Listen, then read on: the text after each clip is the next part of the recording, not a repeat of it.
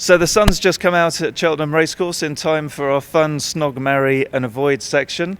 Just so that we're clear on what this actually means, for our Snog selection we are going to be looking for a horse that's going to win at least once during the course of the season, but perhaps not win at the festival. For our Marry selection, we're looking for a solid festival contender that's going to win a race at the festival.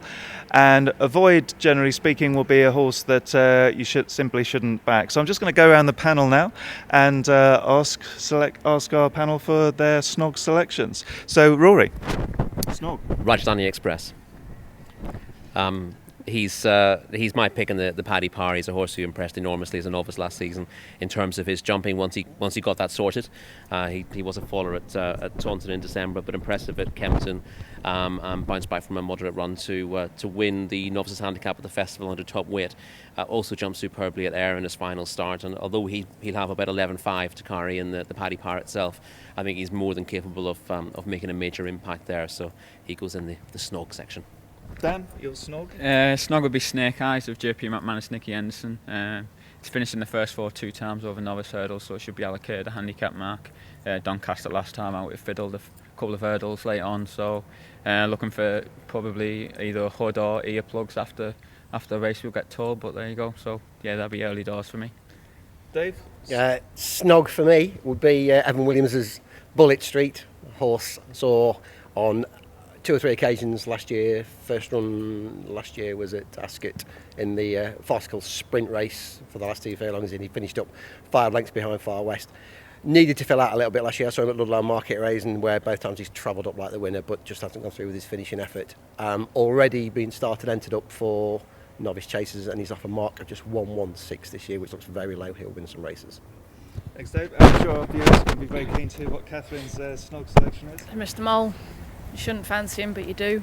He chucks it in. We've seen him chuck it in at Cheltenham in April, chucked it in the Swinton and at Haydock. But you're essentially talking about a horse that's rated 150, and he should be 160 plus. It's only because he's so talented, but it's only because of his mental issues that he is the 150 rating. Be very keen to see if they put him in the Greatwood. If they do, then he'd be my selection in that. But you can't trust him, so that's why he's Snog only.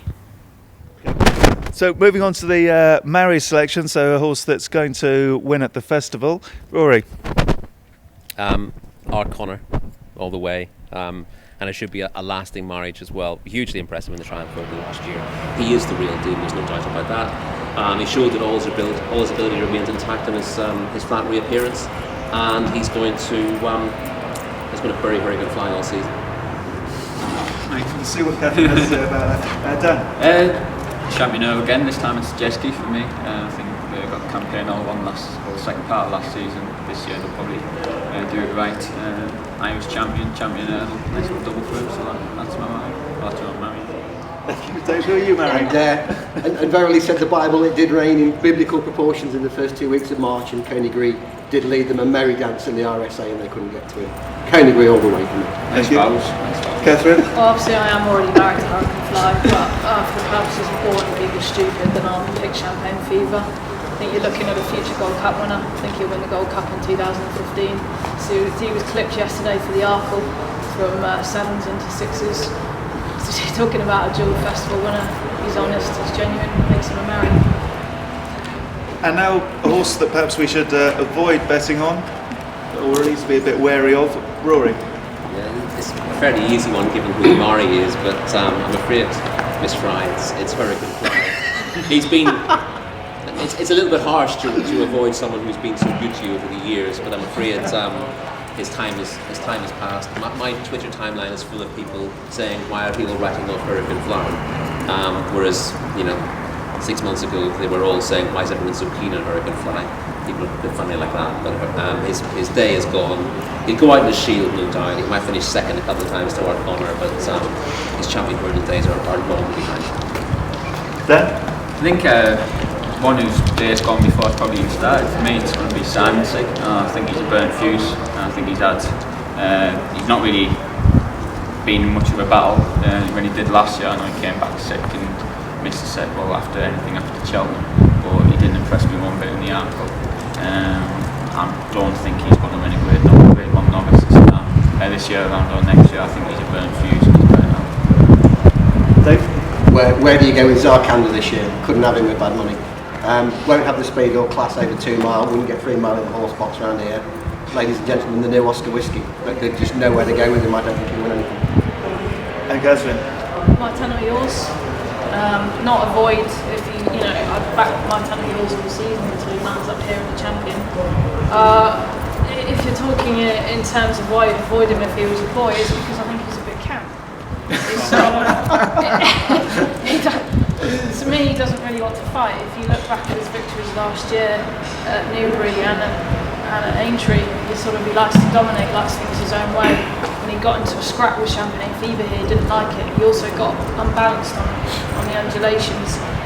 He's going to line up in the champion, and he's going to face gritty, determined horses like the new one, Hurricane Fly, Arcona, even Rock on Ruby if he comes back. They will show that they can fight, and I don't think it might turn to yours.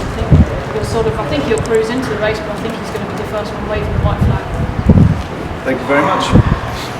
Taking a slightly different stance with yourself here, Jeff, in terms of looking at it from a bookmaker's point of view. So, as in avoid would be a horse you want to avoid from a bookmaker's point of view. So, would you have a Snog for me? Well, a Snog for me would be Hurricane Fly. I mean, he's clearly not going to win the Champion Hurdle this year, but it will be popular with the Irish. So you'll take some money. Oh, absolutely. Yeah. I'll be taking money on Hurricane Fly. I anticipate we'll have a book that will be standing the horse for a minimum of 100 grand, because one expects that Hurricane Fly will be 7-8 to 1 chance around about, but for the Champion Hurdle at that time, unless he's uber impressive in his prep races. But he is 10 years of age. I think he's 10, and that's will be 10 in March. Yeah, and so that's far too old to be winning it. So yes, my Snog will be Hurricane. And in terms of Mary, difficult to have a horse that you can consistently rely on to lose. Would you have anything for me there? Yeah, every year it's the last 2 years it's been Long Run. Not because Long Run isn't a sensational horse. Yeah, I believe he is a sensational horse. I believe he's better than his bare results suggest. But the bottom line is that when you put up a very good jockey in Whaley Cohen. He is a very good jockey, but he remains an amateur, so he is a boy against men. When you can't put him up against A.P. McCoys and Ruby Walshes and these class of jockeys, because they set their horses up so much better at the fences.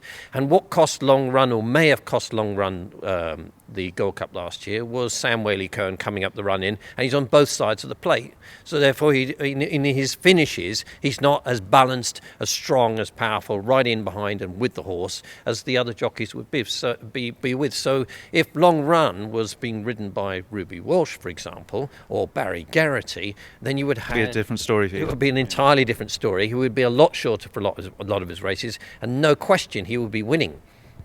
So punters lumping on horses and ones that one that you want to avoid that could actually be winning for punters and losing for you? Well, Sprinter Sacra, because it's just a bore. I mean, Sprinter Sacra for me, okay, the purest horse, will have fun, oh, wonderful, well done, he's won by another 15 lengths. He's an incredibly good horse, one of the best we've ever seen in jumping, if not the best we've ever seen. If he goes standard, the route that one anticipates that he will do, which would be the conservative champion chase route, it will be a snooze fest for us bookmakers, and just a case of like an interest charge, because he's going to run at 6, 7, 8 to 1. Turn up and win. He'll turn up and win, and worse, as a bookmaker, you'll have people coming into us and sort of saying, I'll have a monk each way, the second favourite, the third favourite, and it won't represent, well, it would be an overbroke book effectively. So basically, for me, an avoid, a Champagne Bar horse is Sprinter Sacra, because every time he's run, I've been in a Champagne Bar. So there you go, punters. Find another bookmaker rather than Jeff if you want to back Sprinter Sacra this season.